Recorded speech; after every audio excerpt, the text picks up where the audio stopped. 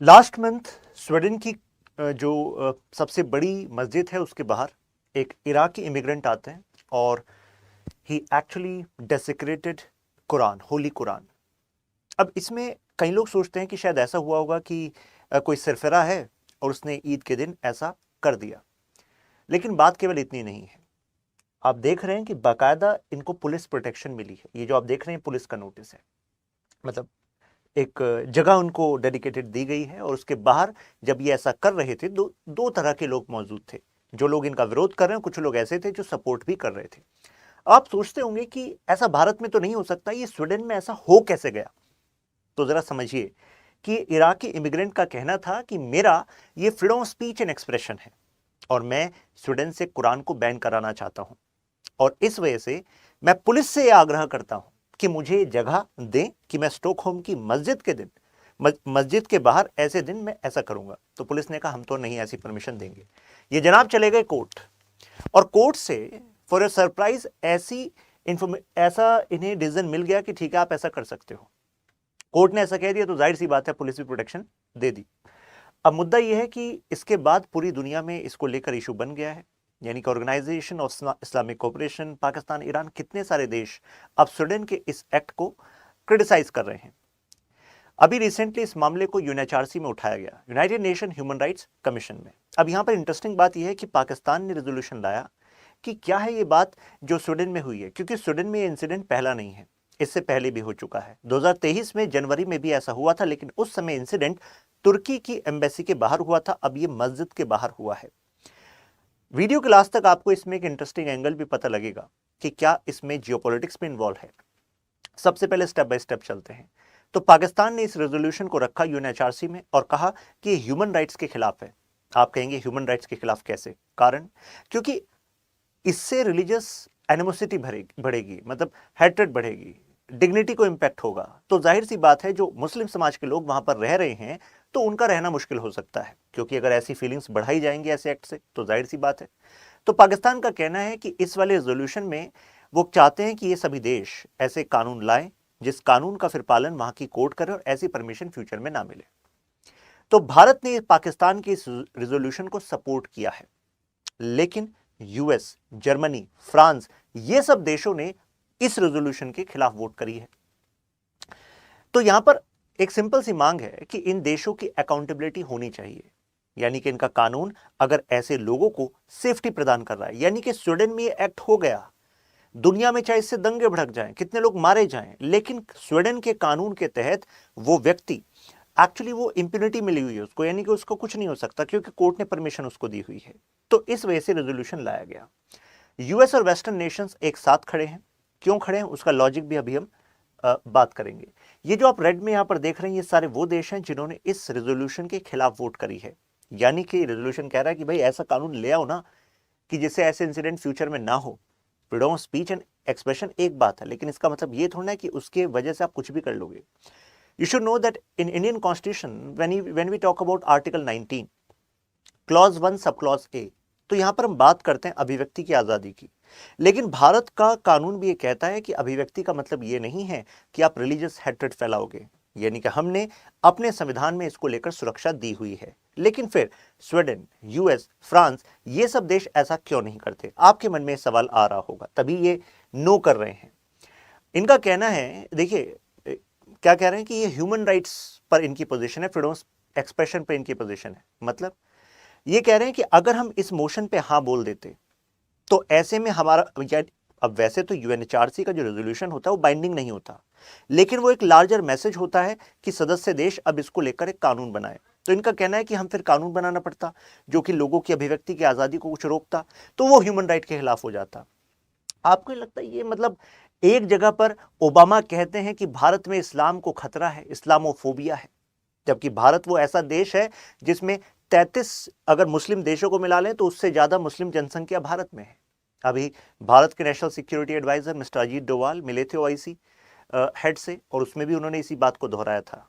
तो भारत के कल्चर पर कमेंट करते हैं, और जब ऐसे इंसिडेंट हो जाते हैं तो यहां पर वियर्ड एक्चुअली डेफिनेशन देने लगते हैं ह्यूमन राइट्स की। वैसे कहते हैं कि ह्यूमन राइट वायलेशन हो रहे हैं, और खुद इसको कह रहे हैं कि नहीं नहीं, अगर हम ऐसा कानून ला देंगे जिससे इस तरह के रिलीजियस हेट्रेड पर रोक लगाई जाए, तो नहीं नहीं, वो कह रहे हैं कि नहीं, हम तो freedom of speech and expression को प्राइमेसी देंगे। तो ये हिपोक्रेसी है। यहां पर एक बात कही गई है ईरान के एक स्पोक्स पर्सन द्वारा, ईरानी सरकार के, उन्होंने कहा है कि अगर आप चुप हैं तो इसका मतलब है कि आप साथ हैं। तो मैसेज किसको है ईरान का? यूएस को है। तो अगर आप ऐसे इंसिडेंट पे चुप हैं यानी कि आप साथ हैं। फ्रांस के जो यूएन में एनवाय है, उनका कहना है कि human rights were about protecting people, not religion and their symbol.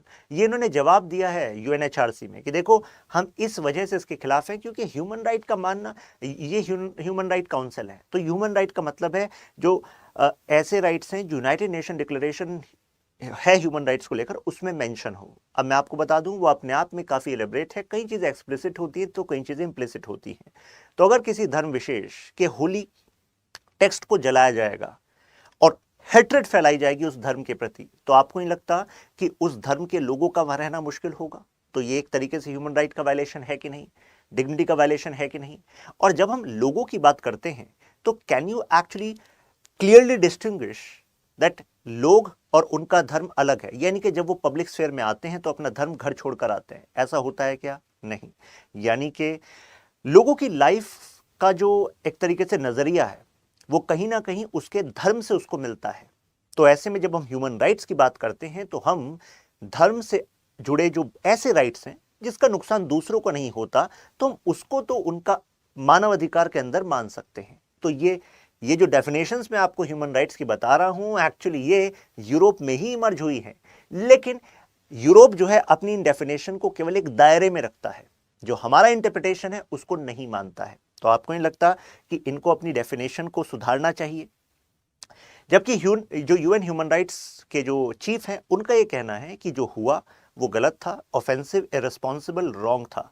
तो ऐसे में उन्होंने तो माना कि यस, मतलब this should be considered under the ambit of human right, और तभी तो पाकिस्तान को ऐसा रेजोल्यूशन लाने दिया गया। तो वेस्टर्न नेशंस कहते हैं कि देखो, हमारे लिए ना स्पीच एंड एक्सप्रेशन पहले मायने रखता है। अब आप खुद ही सोचो, मतलब एक प्रिंसिपल होता है जिसको हम कहते हैं हार्म प्रिंसिपल। ये एक विचारक हुए जेएस मिल, उन्होंने दिया।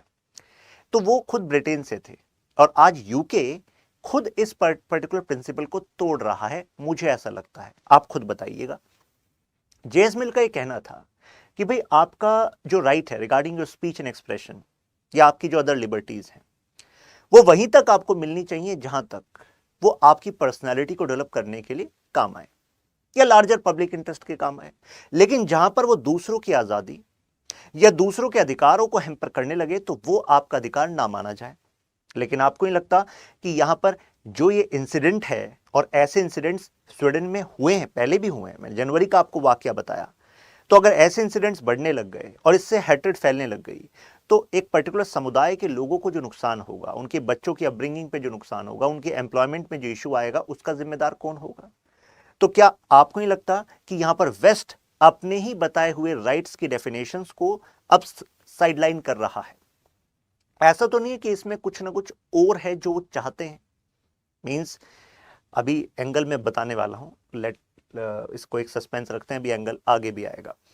यहां पर जर्मनी के यूएन एम्बेसडर का जरा बयान देखिए। वो कह रहे हैं कि देखो, freedom of speech and expression है ना, तो उसमें ऐसे एक्सप्रेशन भी होते हैं कई बार जो दूसरों के लिए अनबियरेबल हो। तो जाहिर सी बात है भाई, होली कुरान को आप जलाएंगे तो अनबियरेबल होगा, क्योंकि मैंने आपको बताया कि लोगों के जीवन का एग्जिस्टेंस उसके धर्म से कनेक्टेड होता है। तो केवल आप एक पर्सपेक्टिव से चीजों को नहीं देख सकते। जैसे भारत तो एक ऐसा देश है जिसमें हम अनेकांतवाद की फिलॉसफी में बिलीव करते हैं, यानी कि मल्टीपल ट्रुथ्स कैन को एग्जिस्ट टुगेदर। यही तो सनातन की परिभाषा है, मल्टीपल ट्रुथ्स कैन को एग्जिस्ट। लेकिन जो वेस्टर्न नेशंस हैं, इनका कहना नहीं यही सच है। तो हम तो कह रहे हैं कि भाई, ये जो आप कह रहे हो कि देखो, आप दूसरों के ओपिनियंस को बियर करो, भले ही वो अनबियरेबल हो। तो अगर ये अनबियरेबल होने से राइट्स होने लगे तो उसकी जिम्मेदारी क्या वो कोर्ट लेगी, जिस कोर्ट ने ऐसा अलाउ किया था? बात बिल्कुल सही है। यहां पर ओआईसी की तरफ से जो पाकिस्तान के वहां पर एम्बेसडर हैं, उनका एक बयान आया है।